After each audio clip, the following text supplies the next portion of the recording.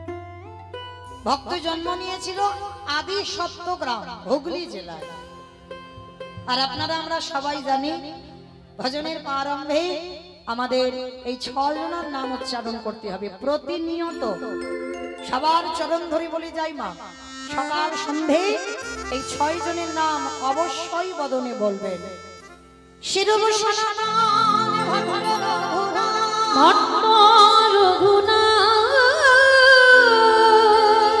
শ্রীজীব গোপাল ভট্ট দাস রঘুনাথ,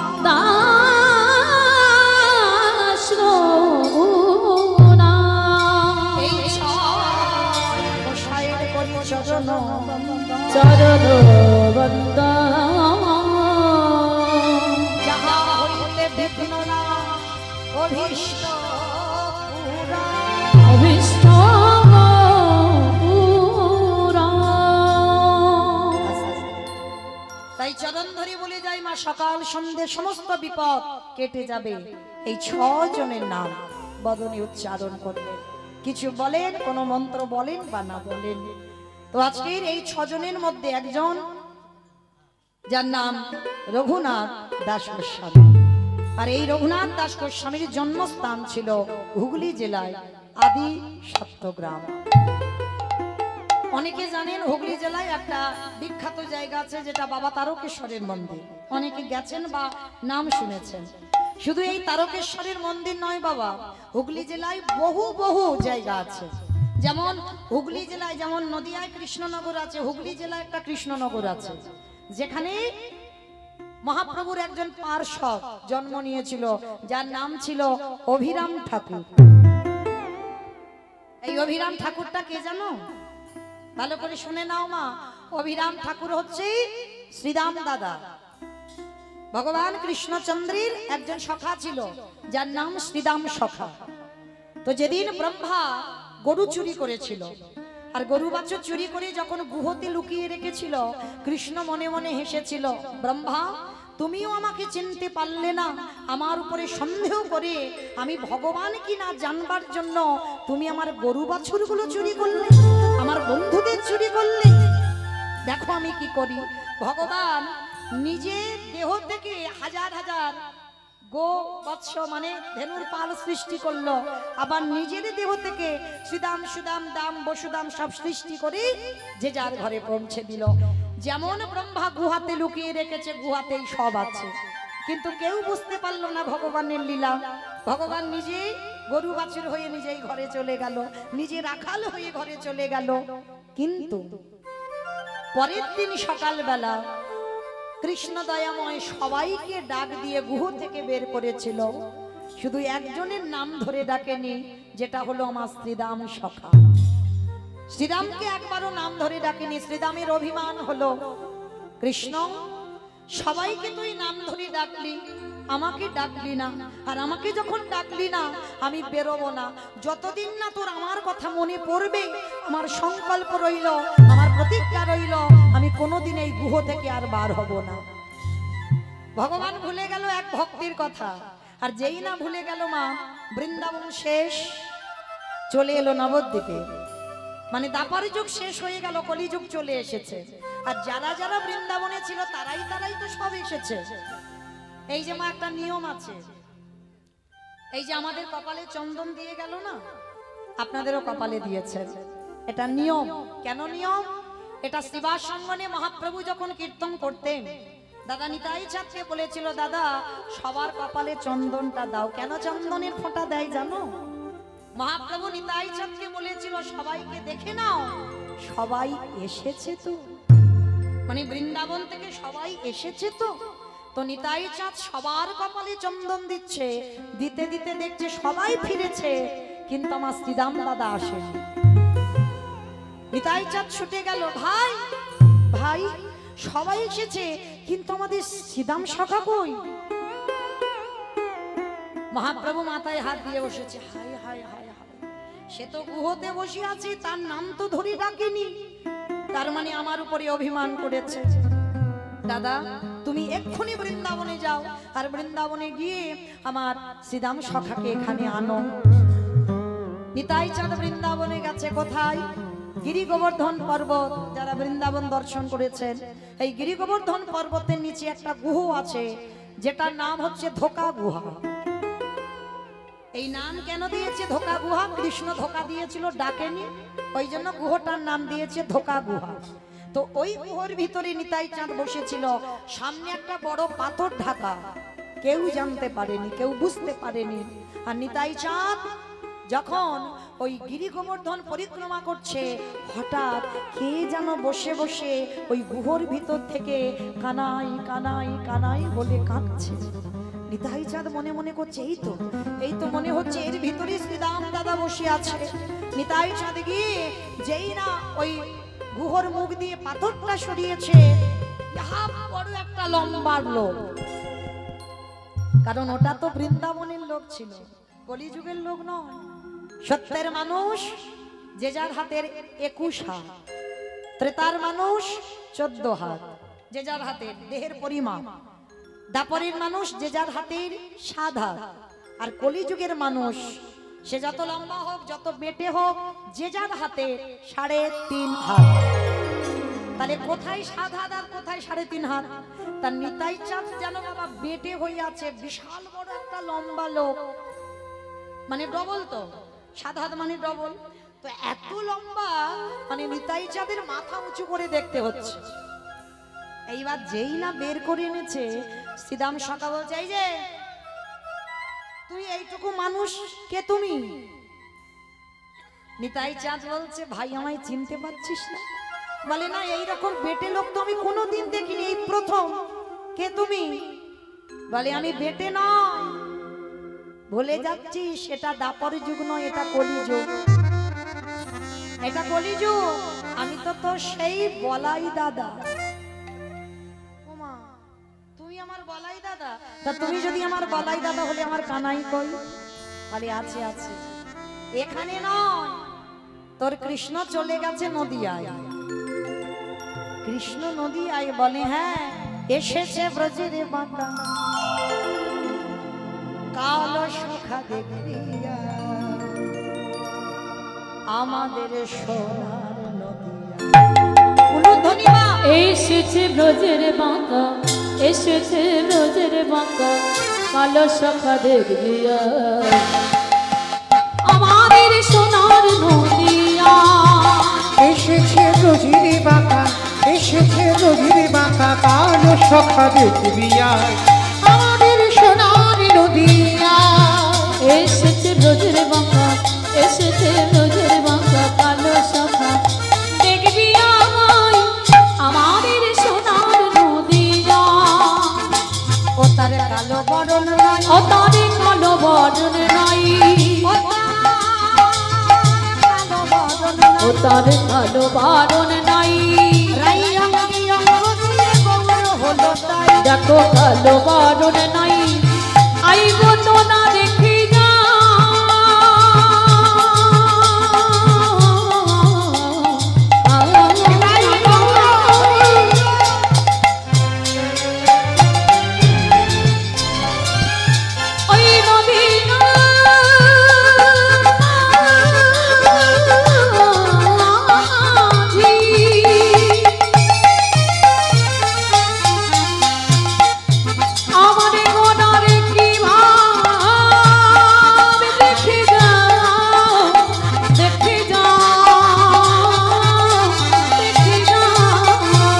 কালো বরণে নাই, কালো বরণ নাই, রাই অঙ্গে অঙ্গ দিয়ে গৌরী হলো তাই। রং ফিরেছে, ঢং ফিরেছে, রং ফিরেছে, ঢং ফিরেছে।